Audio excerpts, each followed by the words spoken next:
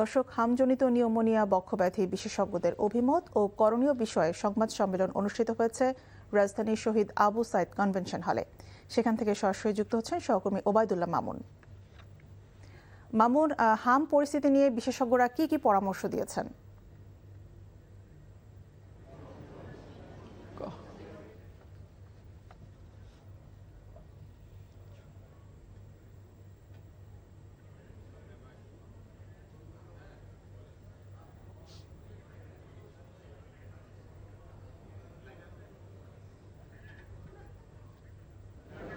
হামজনিত pneumonia নিয়ে কিছুক্ষণ আগে বঙ্গবন্ধু শেখ মুজিবুর মেডিকেল বিশ্ববিদ্যালয়ের যে আবু সাইদ কনভেনশন সেন্টার, সেখানে বাংলাদেশের যে বিশেষজ্ঞ চিকিৎসকগণ যারা শিশুদেরকে নিয়ে কাজ করেন, বিশেষ করে নিউমোনিয়া নিয়ে কাজ করেন, এমন ডাক্তারদের কিছুক্ষণ আগে এখানে একটি সংবাদ সম্মেলন করেছেন। সেখানে মূল বিষয় ছিল হাম এবং হামজনিত নিউমোনিয়া। কারণ আমরা দেখছি যে এই পর্যন্ত কিন্তু গত মার্চ থেকে এই পর্যন্ত 54,419 জন শিশু হামে আক্রান্ত হয়েছেন এবং প্রায় 450 মতো শিশু কিন্তু হাম এবং হামের লোক উপসর্গ নিয়ে কিন্তু মারা গেছে।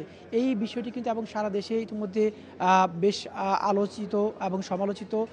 এই বিষয়গুলো নিয়ে কিন্তু যে চিকিৎসকরা গতকালও কিন্তু সরকারের পক্ষ থেকে শিশু বিশেষজ্ঞদের সাথে কয়েক দফা বৈঠক করেছেন এবং তারই প্রেক্ষাপটে আজকে কিন্তু এই যে কিছুক্ষণ আগে যে বৈঠকটি হয়েছে এবং সংবাদ সম্মেলন করেছেন গণমাধ্যমে, যে বিষয়টি তার ডাক্তাররা জানিয়েছেন সেটি হচ্ছে যে এই পর্যন্ত হামে মৃত্যু হচ্ছে যে 0.8% নিচে এবং 95% শিশু এমনিতেই অর্থাৎ ভালো হয়ে যায় যারা হামে আক্রান্ত হয়, যদি না নিউমোনিয়া আক্রান্ত হয়। যদি কোনো শিশু হামের পাশাপাশি নিউমোনিয়াতে আক্রান্ত হন, সেক্ষেত্রে সেই শিশুদের 80% হচ্ছে মৃত্যু ঝুঁকি থাকে। এবং আরেকটি বিষয় এখানে তারা বলেছেন চিকিৎসকরা, সেটি হচ্ছে যে সকল বাচ্চারা অপুষ্টিজনিত সমস্যায় ভোগেন বা অপুষ্টি রয়েছে, এরকম শিশুদেরও আসলে নিউমোনিয়া আক্রান্ত হওয়ার সম্ভাবনা থাকে এবং পরবর্তীতে তারা আসলে মৃত্যু ঝুঁকি থাকে বেশি।